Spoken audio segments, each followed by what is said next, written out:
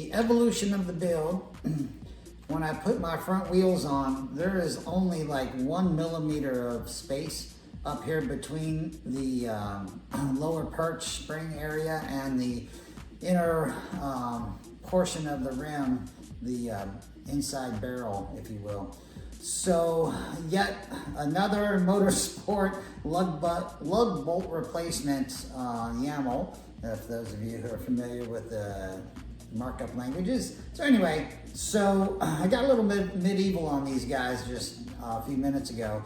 I had these installed all the way around the car before, and I never got the torque sequence down just correct, I guess, or well enough. And I did have some movements and it spooked me. So what I've done, I took a brass wire wheel and took that coating off on the inside to give me the best possible steel to steel, clean material contact. I don't know if it makes a hill of beans or not, but I'm gonna give it a try. So with that, I've cleaned these motorsport stud extenders out, and we're gonna get some brake clean going on these guys.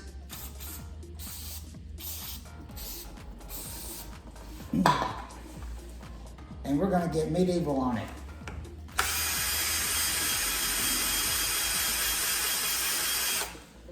So the thought here is to clean out, get clean metal on those clean metal, and I found a reasonable, I guess, we're gonna try it out. An orange, who makes this? Permatex, I'm sorry. Permatex orange Threadlocker. It's supposed to be the magic between the blue and the red. I've seen people use red. I don't want to use heat to get them off, even though it's a little freaky. So, but maybe this orange is gonna be the magic ticket. We're gonna find out. I'm gonna clean these out and then put slather the orange on there, get them torqued down, 25 foot-pounds, and let them cure overnight. I've got the heat going in the garage here, so hopefully they'll at least get a head start. The operating or temperature range on this is like negative 60 something to 300 degrees. So hopefully we'll handle a little bit of heat from the rotor without too much ordeal. So with that, let's get these cleaned up and install our studs again.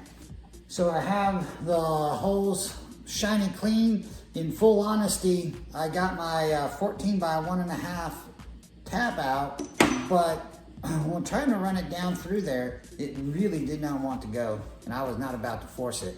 So I made a homemade thread chaser from the last time I used these things, cut 2 slots in there to change the pitch back out to the original lug bolts, which also are this pitch as well.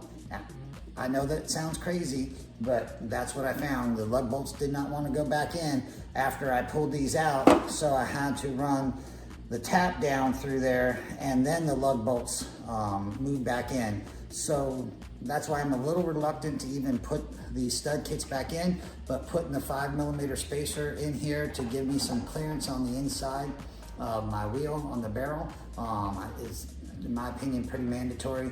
I will, if this doesn't work and those damn things move again, I'll go back to, I'll buy a longer set of lug bolts.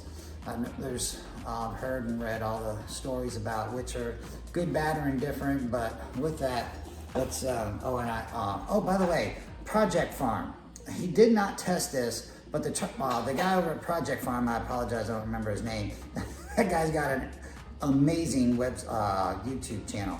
So go check out the Project Farm. He does blue and red, but he never did the orange. So that's why I'm hoping that this is the magic pixie dust to get me between the two worlds. So here we go. I'm gonna slather this stuff on.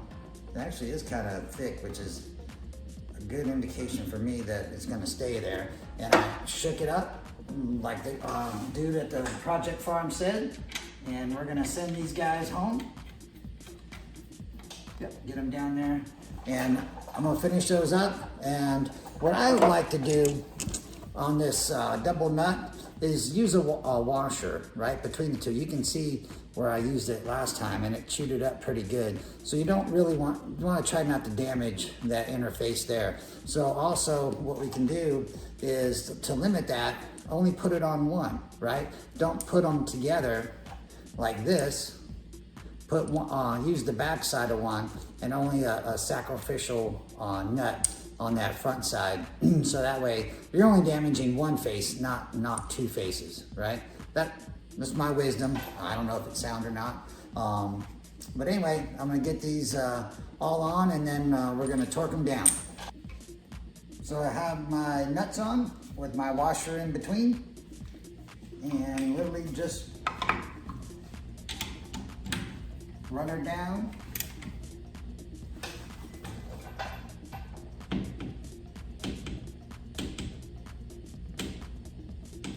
"25 foot-pounds.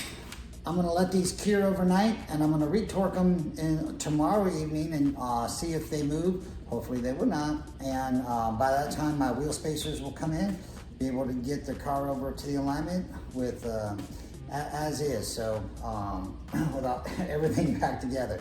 So with that, I'll let you know if these guys move in the meantime. I pray that they don't. So we'll see. All right, 19 out.